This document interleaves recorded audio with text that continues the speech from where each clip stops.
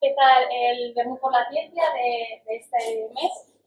Bueno, para quien no nos conozca, un Vermut por la Ciencia es una actividad divulgativa que realizamos desde Iniciativa, que es la Asociación de Jóvenes Investigadores de la Universidad de Valladolid y que estamos adscritos a la Federación de Jóvenes Investigadores a nivel nacional. Cada mes, dentro de nuestras actividades como asociación, más allá de las internas en la universidad, pues hacemos algunas de cara a la sociedad e invitar al público común, pues bueno, a acercarse a la ciencia y a las investigaciones actuales. En el día de hoy tenemos como ponente a Alejandro de Miguel. Él es psicólogo forense, hizo la especialidad o estudió psicología en Madrid, luego hizo la especialización en psicología forense y dentro de su doctorado estuvo realizando una estancia internacional en Texas. ¿No es así? Sí. Bien, ahora en la actualidad es psicólogo forense en la Facultad de Derecho y bueno, pues da muchas de las clases de criminología, asume mucha docencia en criminología. Entonces, bueno, hoy nos va a presentar un poco cuál es, dentro de la confusión social de qué es la criminología, ¿no? Y qué es la psicología forense, pues bueno, nos va a acompañar y a ilustrar un poco cuáles son los mitos, las realidades y la ciencia de la psicología forense. Así que, bueno, pues le doy las gracias por estar ahí con nosotros y espero que disfruten. Vale.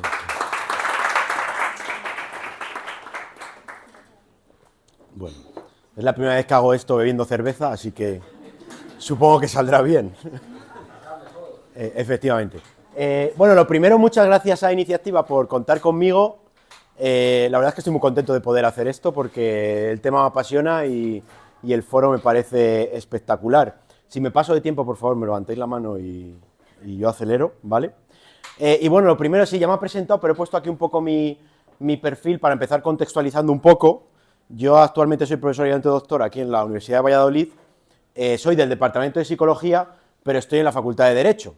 Y eso suena un poco como anómalo, ¿no?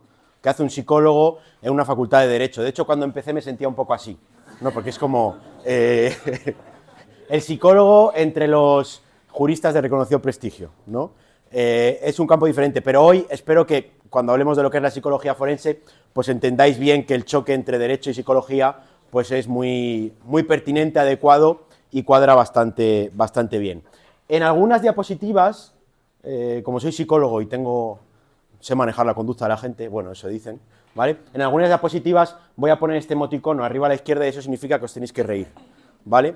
Era para evitar un poco si veis que nadie se ríe, pues supuestamente esa diapositiva sería para hacer la gracia, ¿vale? Esto por si acaso, esto es para proteger mi autoestima en la presentación.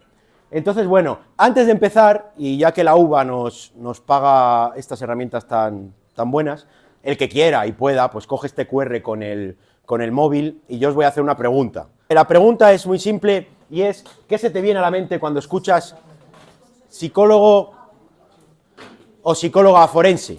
¿Qué se te viene a la mente? Una palabra, una frase, cuando si alguien nos dice psicología forense, psicólogo forense, pues qué cosas así a bote pronto os vendrían a la mente. Crimen, dice alguien, así en grande.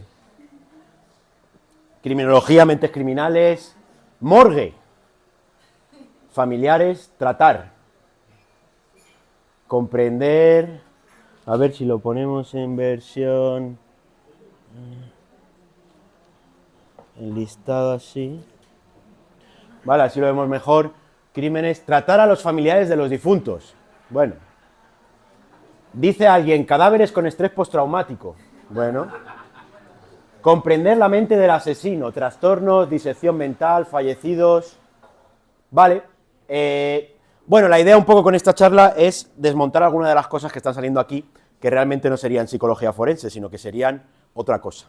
¿Vale? A lo mejor psicología criminal, criminología, pero psicología forense sería algo como mucho más específico que no tendría nada que ver con, sobre todo, difuntos y demás cosas. Entonces vamos un poco con ello. Yo creo que el título de la charla estaba bien escogido, porque hablábamos de psicología forense, ciencia, mitos y realidades en los tribunales.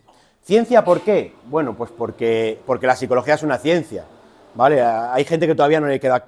¿No se oye? ¿Se oye bien o no se me oye bien? Ah, vale. Porque la psicología es una ciencia... yo que sé, os pongo un gato aquí para que os lo diga, que siempre es más convincente un gato que otra persona. Entonces yo lo que os voy a tratar de argumentar hoy es por qué la psicología al servicio del sistema judicial, ¿vale?, es útil, y es útil porque es una ciencia. Luego veremos por qué. La charla también intentará desmontar algunos mitos. Por ejemplo, este que ha salido, ¿no? Yo al enterarme que la psicología forense no es darle terapia a los difuntos. Vale, pues no. La psicología forense no trabaja absolutamente nada con los muertos. Nada. El psicólogo forense trabaja con vivos. Siempre. Menos en un caso en específico que luego veremos. Y luego, claro, ha salido lo de mentes criminales. Vale, estos señores de aquí no son psicólogos forenses.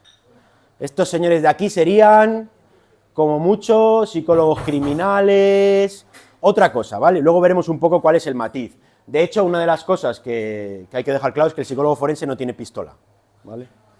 Bueno, menos en Texas. En Texas seguro que tiene pistola. Pero no porque sea psicólogo forense, en Texas tiene pistola hasta el panadero, quiero decir, pero el psicólogo forense como tal en España no maneja una pistola. Y luego realidades, lo que vamos a ver realmente es dónde trabaja un psicólogo forense en el contexto actual. Pues yo que os he puesto aquí algunas cosas que luego iremos desgranando. Pues por ejemplo, un juzgado reabre la investigación de suicidio de un menor por un posible acoso escolar. Ahí será muy determinante un psicólogo forense, luego veremos por qué. O un juzgado concede a un padre la custodia exclusiva pese a que solicitó la compartida. Aquí será muy importante, ha sido muy relevante un psicólogo forense. O los psicólogos del Instituto de Medicina Legal de Aragón, creo que es, dan credibilidad a la niña que acusó a su padre de violarla 8 veces. Aquí ha sido determinante un psicólogo forense. O, por ejemplo, un informe destaca el bajo riesgo de reincidencia del asesino de serie de Castellón, Joaquín Fernández, muy conocido. ¿Vale? Este tipo de informe es emitido por un psicólogo forense. ¿Vale? Entonces vamos a ir viendo un poco las realidades de dónde trabaja el psicólogo forense. Si alguien me quiere cortar en cualquier momento, que me corte, ¿vale? Que no hay problema en preguntar. Lo primero es centrarlo. Yo que os decía, yo soy un psicólogo trabajando en una facultad de Derecho. Y eso a veces llama la atención.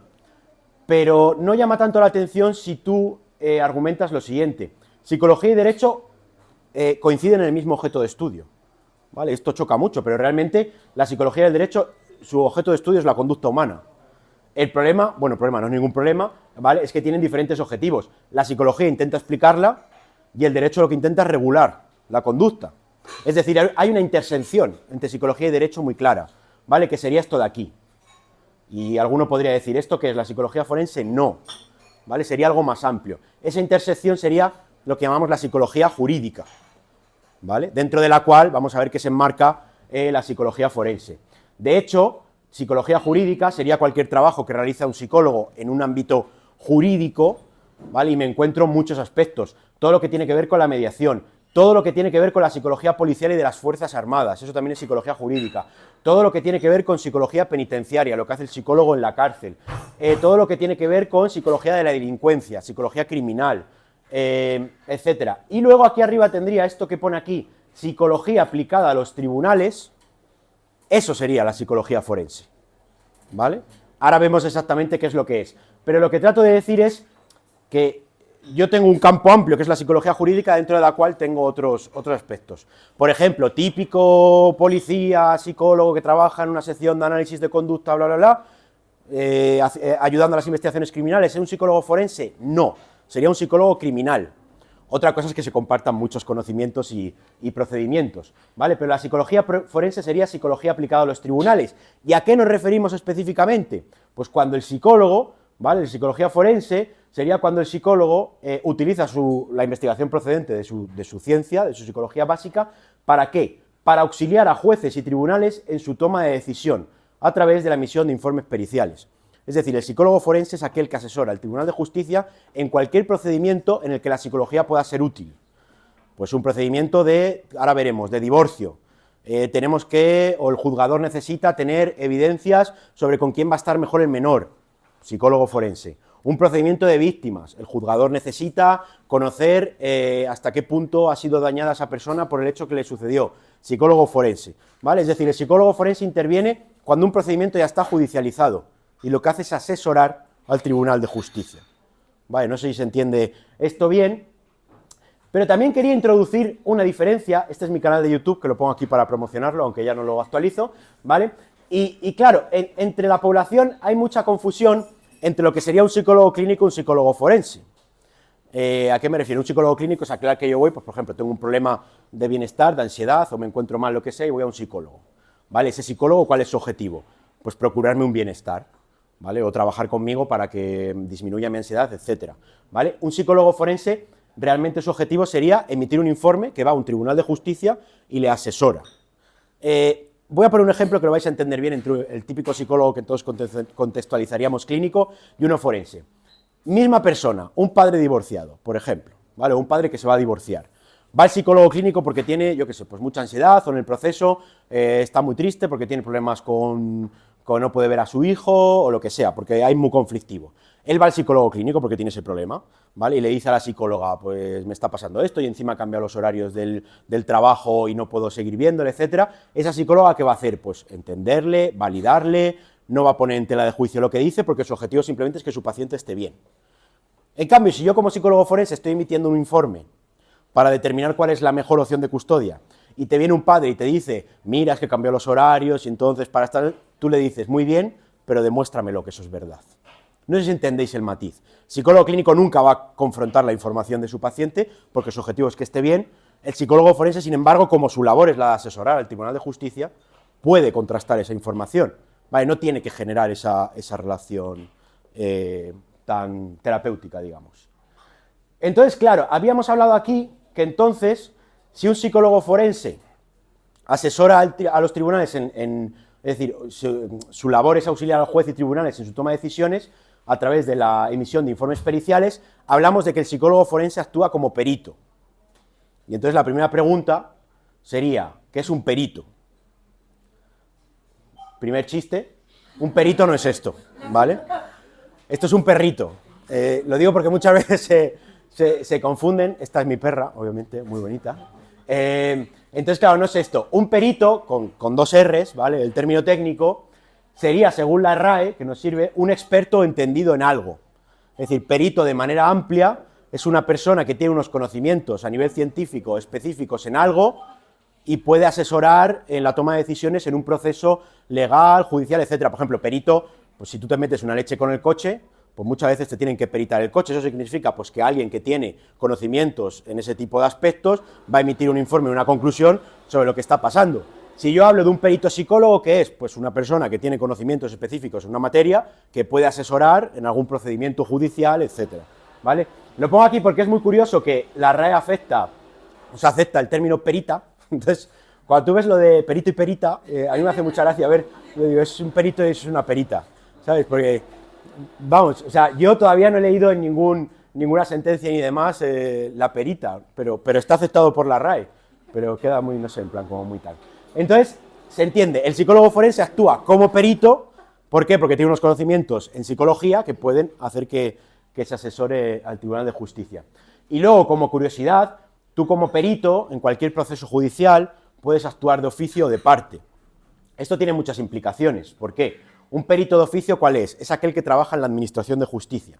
Entonces, yo como juzgador, pues solicito a mi Instituto de Medicina Legal y Forense, en el que hay funcionarios públicos, que emitan un informe, yo que sé, en un proceso de divorcio, pues eso, sobre cuál es la opción de guardia y custodia más adecuada, ¿vale? En cambio, un perito de parte sería aquel que es propuesto por una de las partes.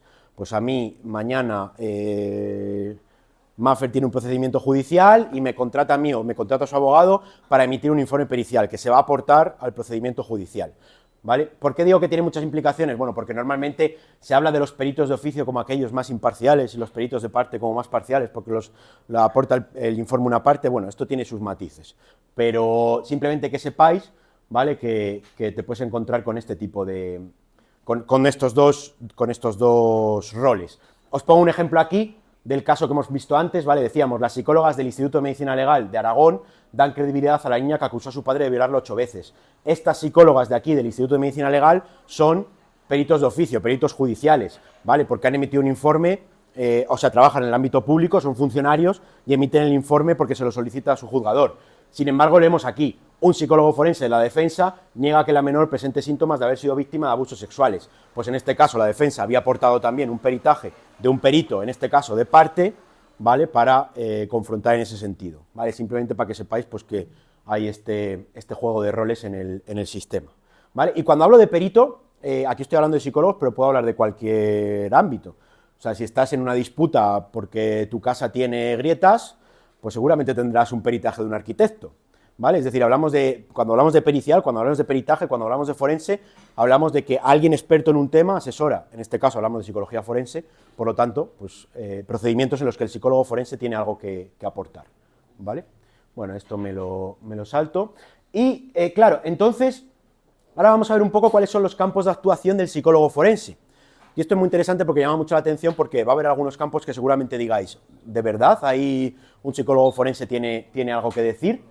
Si me voy a un ámbito civil, de familia, lo que hemos dicho, más a nivel de divorcios, guarda y custodia, régimen de visitas, acogimiento familiar, ¿vale? El psicólogo es muy útil para asesorar al juzgador, ¿vale? En el sentido de, por ejemplo, una guarda y custodia, un régimen de visitas, ¿cuál es la mejor opción de custodia? ¿Exclusiva materna, exclusiva paterna, compartida? No tiene que estar con ninguno, ¿vale? Ahí, pues el psicólogo tendría mucho que decir. O, por ejemplo, ahora están muy en auge los procesos de emancipación de menores, ¿vale? Cómo el psicólogo asesora al juzgador en este caso, ¿vale? Para decirle, este chaval es lo suficientemente maduro como para decidir emanciparse de su hogar, porque es menor. O sea, entendemos, pues, un chaval con 15, 16 años que quiere emanciparse, ¿vale? Y lo que quiere es, tú como psicólogo forense, pues tienes que asesorar al jugador, tiene la suficiente madurez como para tomar esta decisión con garantías, ¿vale? Luego, a nivel de incapacidades, pues el psicólogo forense trabaja mucho. ¿En qué sentido? En procesos de incapacitación, curatelas, idoneidad de tutor. Pongo un ejemplo, pues típico, una persona mayor ya, que empieza con una demencia precoz, ¿vale? Entonces necesita asignarle un tutor. Pues, por ejemplo, en este caso, un psicólogo forense sería útil para determinar quién sería el tutor más idóneo, ¿vale? Pues para cuidar sus bienes, etcétera. Bueno, y luego ya como anécdota, esto en el ámbito privado, son procedimientos en los que hay mucho dinero en juego, porque muchas veces tienes personas que empiezan a demenciarse con grandes cantidades de dinero, ¿vale? Y más que aquí determinarse quién le cuida mejor al anciano, es quién va a gestionar mejor sus 4 millones de euros, ¿vale? Entonces, aquí hay como, digamos, como mucho trabajo en ese sentido. Algunos ejemplos y una curiosidad que alguno va a decir de verdad y otros dirán me parece bien, es un debate. Bueno, aquí os pongo un ejemplo de pues un proceso de guarda y custodia en el que un peritaje psicológico ha sido determinante, ¿vale? Pero quiero ir a esto. Y es que hoy en día, con la nueva ley de bienestar animal, ¿vale? Está muy en auge el tema de las guardas y custodias con los animales, ¿vale? Que a algunos les parecerá como muy tremendo y a otros no. Pero ya se están empezando a hacer peritajes para determinar si un perro o un gato tiene que estar con un progenitor u otro. Yo que sé, aquí pone, la custodia compartida entre Valladolid y Alicante de un perro llamado Cachas sentó muchos de los precedentes sobre cómo interpretar la ley, ¿vale? Entonces, que sepáis que hoy en día ya las disputas de guarda y custodia están llegando ya a los animales, ¿vale? Y se están otorgando pensiones, pues tú te separas, tienes un animal en común y uno de los progenitores pues paga una pensión alimenticia al otro por los animales, ¿vale? Esto como curiosidad. Vale, esto en el ámbito civil. En el ámbito penal, ¿cuál es la importancia del psicólogo forense? Que esta es la parte que más llama la atención normalmente y en la que, bueno, se hace también muchas cosas. A nivel de victimario, con victimario nos referimos, así dicho mal y pronto, con la persona que comete una infracción o con el delincuente, ¿vale? Pues tenemos que valorar capacidad procesal, imputabilidad, sabemos lo que es, y riesgo de reincidencia, ¿vale? Imputabilidad, dicho de manera alta, de manera general, es esta persona tenía las capacidades intactas en el momento de cometer un delito para que pueda ser juzgado, ¿vale? Para que pueda correr con la responsabilidad de su acto. Ahora vemos algún ejemplo que vais a entender bien cuando hablamos de imputabilidad. A nivel de víctima, que sería más mi campo de especialización, ¿vale? Pues sobre todo determinar lesión o secuela psíquica. Pues por ejemplo, yo he sido víctima de una agresión sexual, ¿vale? Y el juzgador necesita saber hasta qué punto eso ha tenido una afectación a nivel psicopatológico en la persona. Tiene implicaciones a nivel de, pues luego otorgar, por ejemplo, responsabilidades civiles o a nivel de ver un poco qué es lo que sucedió. Y luego este ámbito en el que el psicólogo trabaja muchísimo, forense, que es todo en tema de credibilidad del testimonio en abuso sexual infantil, ¿vale? Un menor es abusado y la psicología forense tiene mecanismos, luego veremos que con matices, ¿vale? Para determinar si los testimonios de un menor que ha sido abusado son más o menos creíbles, ¿vale? Esto tiene muchos matices, pero que sepáis que el psicólogo forense trabaja mucho aquí. Y luego en todo un tema de menores infractores, ¿vale? Un menor que comete un acto ilícito, el psicólogo forense es muy importante. ¿Por qué? Porque por ley el informe pericial es prescriptivo. ¿Qué significa eso? Que es obligatorio, ¿vale? Igual que esto, tú si has sido víctima, victimario, etcétera, puedes someterte o no a una evaluación forense, dependiendo de muchas cosas. Si eres un menor infractor, obligatoriamente te vas a someter, porque la ley así lo determina, ¿vale? Se necesita un informe. ¿Por qué? Para guiar un poco al juzgador sobre cuál es la pena más recomendada para un menor infractor, ¿vale? Pues es más recomendable meterle en régimen cerrado, dejarle con alguna medida en favor de la comunidad, etcétera, ¿vale? Pero que sepáis que en menores infractores pues se lleva mucho. Hablando de imputabilidad, que es ese ámbito que decíamos aquí, algún ejemplo de Valladolid, que he buscado algunos ejemplos de Valladolid más cercanos. Por ejemplo, declaran inimputable al acusado de matar a una octogenaria. Este es un procedimiento en una residencia de ancianos en el cual un varón, en este caso dos usuarios, ¿vale? Pues el señor tiró por las escaleras a una compañera de la residencia y murió. ¿Qué es lo que pasa? Que aquí, ¿por qué es importante la psicología forense? Para determinar pues, que esa persona tenía un grave deterioro cognitivo, entonces esa opción de tirar a la otra usuaria por la escalera ni fue intencional, ni él era consciente de lo que estaba haciendo. No sé si me explico. Entonces, en ese caso, esta persona es inimputable, pero tú necesitas dejarlo testado a nivel científico-pericial, ¿vale? A través de procedimientos, que ahora vemos un poco cuál es el procedimiento, para ver que esta persona es inimputable. ¿Algún otro ejemplo? Por ejemplo, en este caso en Tordesillas, hace poco, se condenó a 4 años y medio de cárcel a una empleada municipal que había robado 158.000 euros. ¿Vale? ¿Por qué pongo este caso aquí? Porque a esta mujer se le aplicó un atenuante, es decir, su pena fue rebajada. ¿Por qué? Porque a través de un informe pericial psicológico se demostró que tenía una ludopatía, ¿vale? Y eso lo que hace es disminuir la condena. ¿Por qué? Porque la ludopatía se da por hecho que afecta a sus capacidades volitivas, es decir, a la capacidad de regir su conducta, ¿vale? Porque tiene una adicción. Entonces, pues sería otro ejemplo de imputabilidad. Otros ejemplos de imputabilidad, en este caso negativo, pues una persona que mata a otras dos. Esto fue hace poco, ¿vale? Y los peritajes que determinan, pues que está en plenas facultades, sabe lo que hizo, era consciente, y entonces en ese caso no tendría ningún tipo de atenuante. Y hace poco, también, que 2 años de cárcel por violar a una joven tras salir de una discoteca en la calle Pasión de Valladolid, pues en este caso también se aplica un atenuante. ¿Por qué? Pues porque la persona estaba bajo los efectos del alcohol, eso se deja atestado a través del informe correspondiente, ¿vale? Entonces el juzgador pues aplica un atenuante. Y bueno, pues procedimientos, como os decía, más de credibilidad de testimonio en menores, víctimas, pues aquí vemos absuelto de agresión sexual a su nieta menor y a una amiga de esta en Valladolid, ¿vale? Pues un acusado que se enfrentaba a 24 años de cárcel, pues en este caso todos los informes y demás, pues no fueron capaces de acreditarlo o acreditaron lo contrario, ¿vale? No sé si me explico. Es decir, aquí, ¿por qué es interesante el psicólogo forense? Para asesorar de esto es más probable que haya sucedido, es más improbable que haya sucedido, es congruente, ¿no? Etcétera. No sé, si alguien quiere preguntar algo, por favor, parad, que yo empiezo a hablar, meto el chorro y demás. Vale, más campos de actuación. Pues violencia de género sería un campo de actuación específico y en el que el psicólogo forense tiene mucho que decir, ¿vale? Ya, en violencia de género lo pongo específicamente, ¿por qué? Porque en España tenemos juzgados específicos de violencia de género, ¿vale? En los cuales, si hay procedimientos de divorcio en un contexto de violencia de género, se lleva en el mismo juzgado, ¿vale? Entonces, lo pongo independiente porque en el ámbito de violencia de género, pues hay psicólogos específicos muy especializados en esto, ¿vale? Y ahí está. Luego este es un ámbito muy bonito, bajo mi punto de vista, que es todo lo que tiene que ver con vigilancia penitenciaria. Aquí el psicólogo, ¿qué tiene que decir? Pues sobre todo, y es un campo que está creciendo mucho, todo lo que tiene que ver con riesgo de violencia, riesgo de reincidencia, etcétera. El famoso sistema Biogen de los cuerpos y fuerzas de seguridad del Estado, ¿vale? Todo eso sería, en el fondo, psicología forense, ¿vale? No es otra cosa que, por ejemplo, os pongo aquí el ejemplo que he puesto antes, ¿vale? Un informe destaca el bajo riesgo de reincidencia del asesino en serie de Castellón. Ejemplo básico, una persona en la que el centro penitenciario o junta de tratamiento tiene dudas en otorgarle un tercer grado, en otorgarle un permiso, una salida de permiso, ¿vale? En este caso, pues si se la deniegan y la persona quiere reclamar, podría pedir un peritaje de un psicólogo en el cual hiciera una evaluación para intentar llegar a la conclusión de esta persona es peligrosa o no, tiene riesgo de reincidencia o no, ¿vale? Ahí sería un campo muy...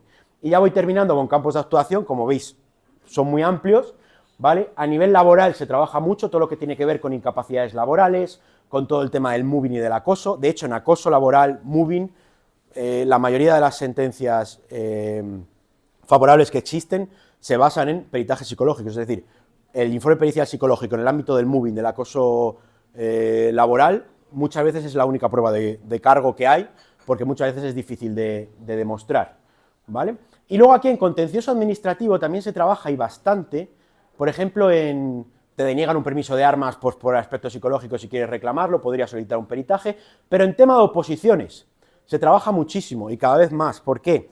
Imaginaos que os presentáis a la oposición de Policía Nacional y os echan o os rechazan por el tema del psicotécnico, personalidad, entrevista, etcétera. Si tú lo quieres reclamar y judicializar, vas a necesitar un peritaje psicológico. Bueno, no lo necesitas, pero seguramente tu abogado te lo recomiende. ¿Para qué? Pues para intentar demostrar que los argumentos con los que no te han concedido esa plaza, por ejemplo, si el argumento es usted puntúa en personalidad o tiene una personalidad de X tal y usted no está de acuerdo, ¿vale? Pues a través de un peritaje psicológico tú puedes defender la otra postura.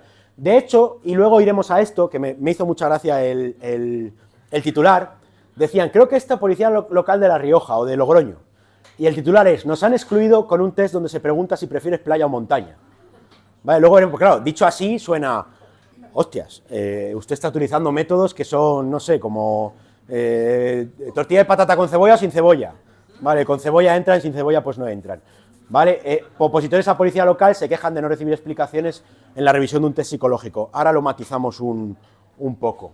¿Vale? Y luego ya para terminar, otros campos de actuación del psicólogo forense, a nivel criminal, ¿vale? También podría trabajar todo lo que tiene que ver con comprensión y explicación del comportamiento criminal. Pero una vez que está judicializado, insisto, si hay una investigación en curso en el ámbito judicial, no actuaría un psicólogo forense, sería un psicólogo criminalista, un psicólogo criminal, ¿vale? Que es el que asesora en un proceso de investigación.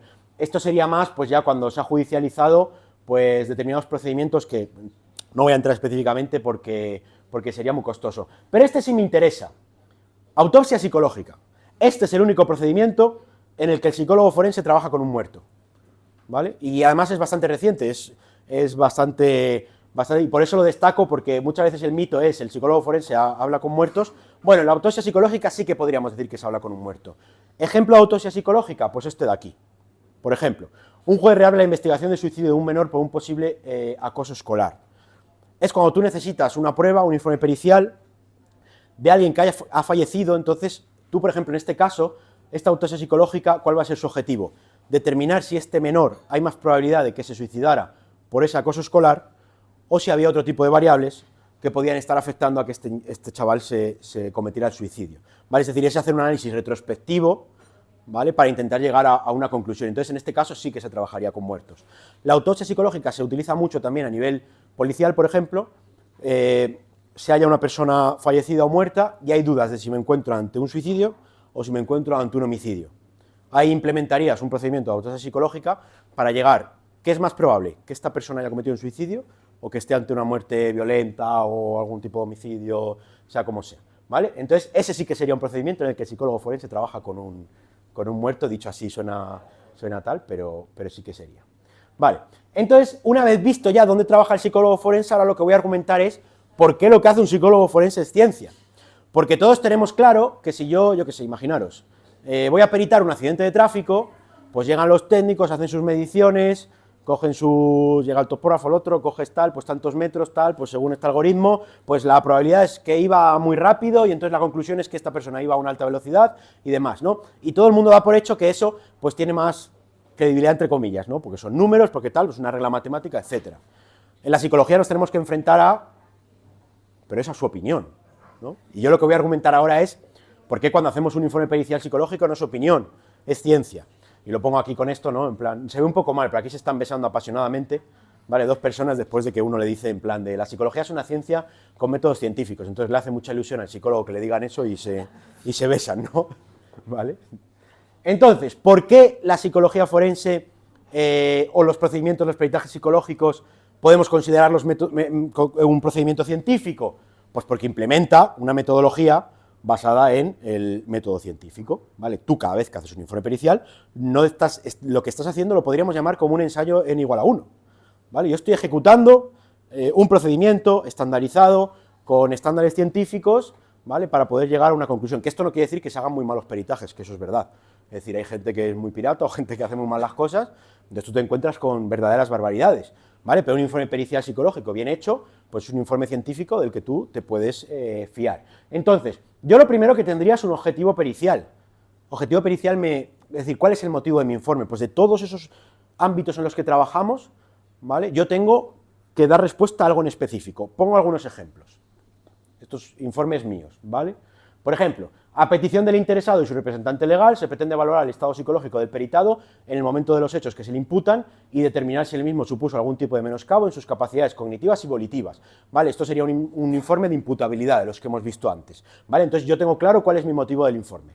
Otro, por ejemplo, a petición del representante legal de don tal, se pretende valorar la capacidad parental del peritado y realizar un análisis técnico de la situación en la que se encuentra el hijo menor de edad del peritado con el objetivo de determinar la adecuación del cese de contacto. También tengo claro qué es lo que, a qué tengo que dar respuesta aquí.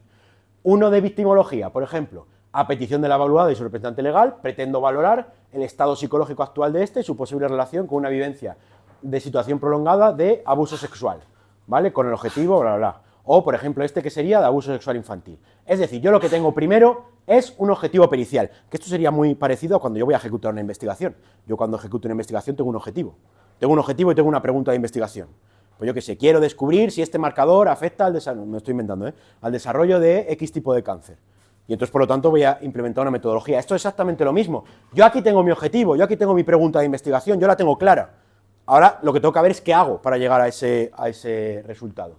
Entonces, lo primero que vamos a hacer en psicología forense es una primera recogida de información. Pásame toda la documental que tengas. Hablo con teléfono contigo y me cuentas un poco de qué va el asunto. Yo voy enmarcando. Todo esto, claro, realizado por un psicólogo o una psicóloga forense que tiene una experiencia práctica, unos conocimientos y un marco teórico propio, ¿vale? Eso me permite que cuando yo recojo la primera recogida de información, yo ya sé por dónde tengo que ir. ¿Para qué? Para formular hipótesis, ¿vale? Pues si tú me dices que, yo qué sé, en el caso de la mujer que ha sido víctima de, que decíamos antes, de valorar, de tal, pues tú me estás contando que tú has denunciado a tu padrastro porque durante 8 años, pues abusó de ti. ¿Vale? Pues yo recojo información, pásame todos los informes clínicos que tenga, pásame la denuncia que has presentado, pásame todo, déjame hablar con tu madre, déjame hablar con tal, y una vez que yo ya tengo eso primero, voy a formular hipótesis. En este caso, hipótesis A, pues la persona tiene un perfil psicopatológico congruente con esto, no lo tiene, lo que le sucede puede haber sido por otra cosa, ¿vale? Formulo hipótesis. ¿Qué voy a hacer con esas hipótesis? Contrastarlas, ¿vale? Yo formulo hipótesis y lo que voy a hacer es un proceso de evaluación que me va a permitir decir esto sí, esto no, esto puede ser, esto no puede ser. ¿Y cómo contrasto esas hipótesis? A través de un proceso multimétodo y multifuente científico, que ahora explicamos un poco, ¿vale? Que es lo que me garantiza que mi peritaje, que mi procedimiento pericial, ¿vale? Es científico. Y una vez que ya, claro, aquí pongo doble línea, ¿por qué? Porque si yo formulo hipótesis, las contrasto y no llego a refutarlas, tendré que ver qué es lo que ha pasado, pues vuelvo a formular hipótesis, de tal manera que aquí tengo un círculo vicioso en el cual yo como técnico, como psicólogo, como científico, lo que voy a hacer es tender a encontrar cuál es la causa de lo que está sucediendo, ¿vale? Y luego, ¿cómo acabaría la labor del psicólogo forense? Emitiendo un informe que llega pues a todas las partes, ¿vale? Importante, si alguna vez os tenéis que someter a algún procedimiento de estos, ¿vale? Tenéis que saber que ese informe, al igual que cuando tú vas al psicólogo, eso de la confidencialidad está tasadísimo, es decir, si tu psicólogo mañana va, yo qué sé, al mercado y revela algo de lo que ha hablado con vosotros, pues le podéis denunciar, le metéis un puro, incluso lleváis algún dinero, ¿vale? Por responsabilidad civil. En cambio, en psicología forense, esto es, lo de la confidencialidad está un poco más limitado. ¿Por qué? Porque un informe siempre se va a presentar a un procedimiento judicial y mínimo va a llegar a 3 partes. Al juzgador, acusación y defensa, ¿vale? Entonces, digamos que la confidencialidad está ahí un poco limitada, en ese sentido. Entonces, como decíamos, un proceso multimétodo multifuente. Yo como psicólogo, o la psicología, lo que ha hecho a lo largo de pues, los últimos 100 años, es implementar procedimientos de evaluación testados científicamente para poder llegar a conclusiones válidas. En psicología utilizamos mucho lo que es la entrevista, ¿vale? Que puede ser de muchos tipos y de muchas maneras. Utilizo pruebas complementarias. ¿Quién me sabe decir cuál es la prueba complementaria por excelencia que utiliza el psicólogo forense? Y que ahora hablaremos un poco de ella. ¿A alguien se le ocurre? Los psicólogos. ¿Cuál es la que dices tú? Un psicólogo utiliza test, efectivamente. No parece que el test es como la mega herramienta de la psicología forense, que ahora veremos que es muy útil, pero no lo es todo. Vale, lo digo porque muchas veces tú haces un peritaje, pones un test y ya parece que eso es palabra de Dios. Y ahora veremos que no. De hecho, si tu procedimiento es científico, precisamente lo que tendrás que hacer es saber limitaciones, etcétera, de tu procedimiento. ¿Vale? Importantísimo, en forense tiene que haber un examen documental muy riguroso, ¿vale? Tú, para llegar a las conclusiones que tienes que llegar, tienes que haber hecho un análisis de la situación lo más profundo posible, ¿vale? Entonces, mi proceso es... ¿Y por qué mi proceso? Esto se ve muy mal. ¿Por qué es multimétodo y multifuente? Porque yo pongo en marcha diferentes métodos y entrevisto a diferentes fuentes, ¿vale? Esto me da garantías científicas a mi procedimiento, ¿vale? Entonces, lo que pongo aquí, ¿sabes? Yo, como psicólogo forense, me tengo que regir por unos principios, ¿vale? Que vamos a definir un poco ahora. Pues principio de replicabilidad, fundamentación, independencia, imparcialidad, ¿vale? Que son principios que se aplican a cualquier ciencia, ¿vale? Yo voy a justificar por qué en la labor del psicólogo forense se tiene que aplicar esto. Replicabilidad, ¿a qué me refiero? Cualquier persona que lea cualquier informe tiene que ser consciente de cómo se ha hecho, ¿vale? Y en teoría podría ser replicable. Esto es un poco difícil de ver, ¿no? Porque si yo te pongo, he hecho 3 entrevistas, ¿cómo replico yo esa misma entrevista? Pero bueno, hablamos el máximo nivel de replicabilidad, ¿vale? Y fundamentación, que son los dos que me voy a centrar, es hasta qué punto mis informes y lo que yo estoy hablando y mis conclusiones están fundamentadas científicamente. Que no es porque yo lo digo, no es porque yo soy una psicóloga clínica chachiguay y me ha hecho un dibujo el niño y entonces yo digo que eso significa que ha sido abusado sexualmente. Vale, parece chiste, pero es anécdota, ¿vale? Y del día a día. No, ¿por qué usted me está diciendo que a través de ese dibujo usted infiere eso? ¿Qué procedimiento científico ha estandarizado usted para poder llegar a esa conclusión? ¿Se entiende, no? ¿Vale? Entonces, bueno, hablando de test. Yo en un test, ¿vale? Tengo que aplicar ese principio de fundamentación. Y yo creo que es un buen ejemplo este, ¿no? ¿Sabes? Soy un psicópata. Te lo dijo un psiquiatra y dice, no, un test de Facebook. ¿Vale? Entonces, claro, muchas veces cuando hablamos de test, parece que estamos hablando del test del Lola, de la Super Pop, de test... No. Detrás de un test hay mucha ciencia, que yo en el caso de la psicología forense voy a aplicar a los tribunales. Detrás de un test hay muchos psicómetras.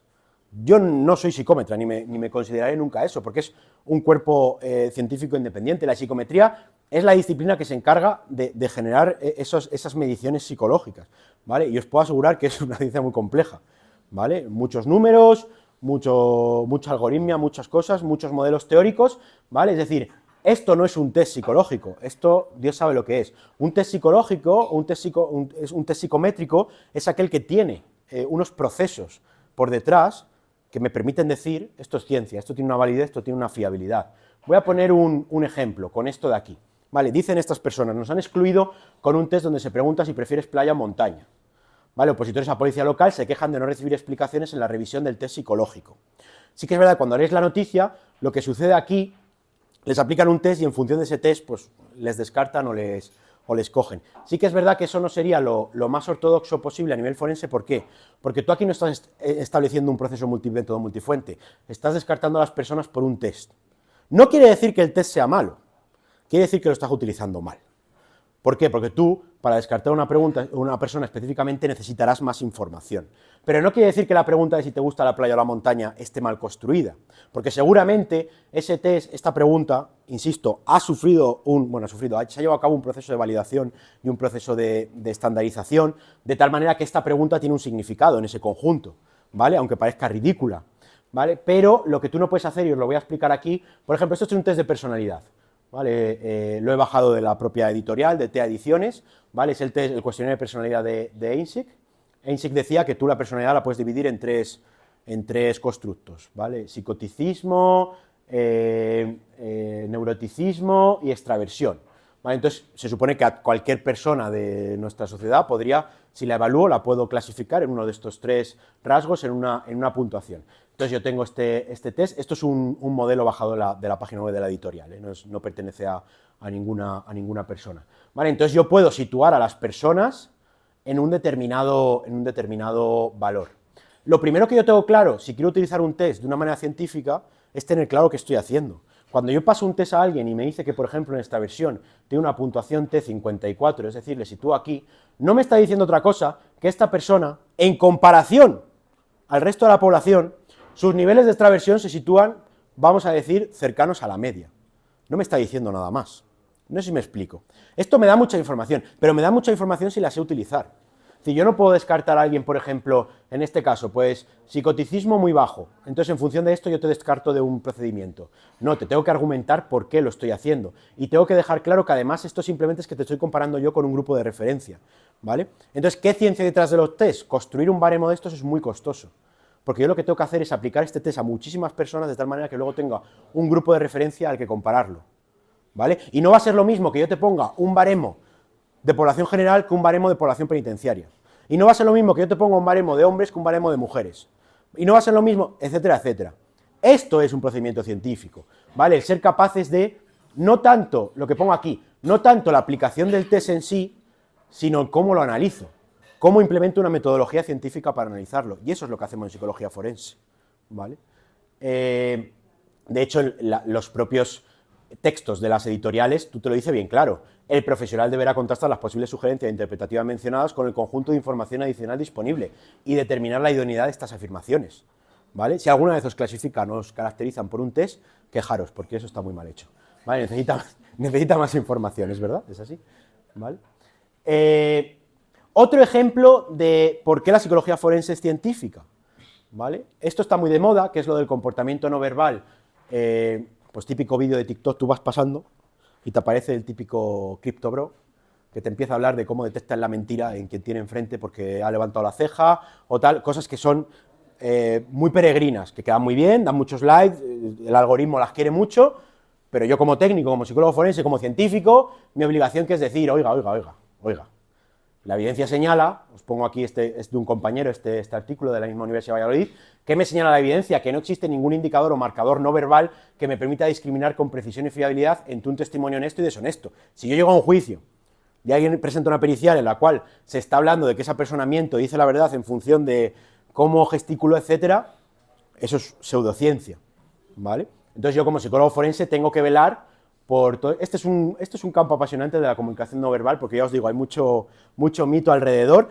No quiero decir que no sea útil en determinados aspectos, ¿vale? Porque a lo mejor que lo estoy grabando esto, luego lo sube y todos mis compañeros me van a empezar a criticar, que lo hagan. Pero lo que sí que puedo decir es que tú no puedes llegar a una conclusión que va a tener una repercusión tan importante como puede ser en un procedimiento judicial en función de esto. No, lo siento. Esto es como el tipo polígrafo, etcétera. Hay gente que te lo defiende mucho, pero el polígrafo a día de hoy no tiene la evidencia suficiente como para llegar a unas conclusiones claras y contrastadas. Entonces, ¿por qué la psicología forense es científica? Porque yo me estoy cuidando de todas estas cosas. Yo estoy argumentando mis decisiones en función de la ciencia, ¿vale? Voy a poner algún ejemplo de principio de replicabilidad, es decir, cómo sería un procedimiento de evaluación en psicología forense, para que os hagáis un poquito la idea de, es una charla cortita, pero que os hagáis con la idea de si yo tengo que someterme a un procedimiento de evaluación en psicología forense, qué cosas voy a hacer. Por ejemplo, este es un informe de guarda y custodia, es decir, un juez solicita un informe para asesorarle o para tener más conocimiento sobre cuál sería la mejor forma de guarda y custodia exclusiva, compartida, etcétera, ¿vale? Y cuáles tienen que ser el régimen de visitas, cómo los niños tienen que organizarse con los progenitores, ¿vale? Entonces, en este caso, ¿qué haríamos? Pues mira, primero utilizamos entrevistas y observaciones, pues hacemos una entrevista clínica semiestructurada al padre, ¿vale? Durante 3 horas, bastante tiempo. Entrevista a la madre, también 3 horas. Exploro, son dos niños, pues exploro un menor, es decir, le hago una entrevista también. Cuando digo de entrevista y exploración, digo que implemento los procedimientos de evaluación, contrastados, etcétera, que yo sé que funcionan. Vale, no estoy entrevistando que yo qué sé, le pregunto lo que sea, no. Hago eso. Vale, exploro a un menor 1 hora y media, exploro al otro menor, son 2 hermanos, 1 hora y media, y luego pues hago entrevistas complementarias, pues con un padre hablo unos 45 minutos y con la madre otros 30 minutos. Vale, es decir, lo primero que he hecho es entrevistarme y conseguir toda esta información. Luego, he suministrado test, pues le suministro, por ejemplo, a padre y madre, ¿vale? Les suministro un CUIDA, que es un cuestionario para evaluación de adoptantes, ¿vale? Y en el caso de uno de los menores, le suministro pues un TAMAI, que es un test para ver un poquito de adaptación infantil y demás. ¿Por qué se lo suministro solo a uno? Pues porque a otro por edad pues no lo puedo hacerlo, ¿vale? Pero estas son las pruebas complementarias. Y luego, esto está cortado, pero aquí yo tengo que poner, para que mi informe pericial sea científico, replicable, para que cumpla con principios de transparencia y fundamentación, yo tengo que poner absolutamente toda la documentación y archivos que he examinado, ¿vale? Aquí habría como 30 líneas, ¿vale? Pues yo pongo análisis de la documentación aportada en el expediente judicial, correos electrónicos intercambiados entre los progenitores los días tal y tal, mensajes de WhatsApp, vídeos, tal, todo lo que he utilizado para llegar a mi evaluación, ¿vale? Con todo esto, es con lo que yo luego voy a emitir mi evaluación, ¿vale? Es decir, son procedimientos pues muy así. Aquí os pongo otro ejemplo, ¿vale? Que a lo mejor llama un poquito más la atención. Este es un caso muy chulo, que lo tenemos publicado. Es un informe sobre imputabilidad. Es un chaval que sale un día de fiesta y entonces al volver a casa se monta en un taxi y literalmente se lía leches con el taxista, ¿vale? Luego sale del coche en medio de la autopista, con tan mala o buena suerte de que había dos policías de paisano, le ven. Estoy hablando de una autopista de 4 carriles, entonces empieza a correr de un lado para otro, intenta parar los coches, llega la policía, para conseguir reducirle, le ponen la cara como un cromo, muy bizarro todo, ¿no? Al final era un caso en el que, por hacer spoilers, pues el pobre chaval lo que tuvo es un brote psicótico breve, entonces pensaba que iban a matarle. Entonces él no veía policías ni veía taxistas, él lo que veía era gente que amenazaba su vida. ¿Vale? Entonces, pues ese informe, yo necesito saber cómo estaba la capacidad de esa persona cuando cometió el delito, ¿vale? Pues, por ejemplo, aquí ¿qué haría?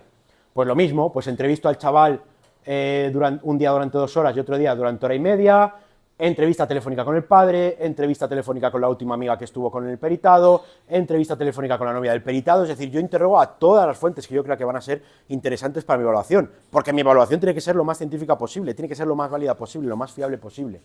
Le suministro un par de test, que no me voy a meter en ellos, ¿vale? Y toda la documentación que examino.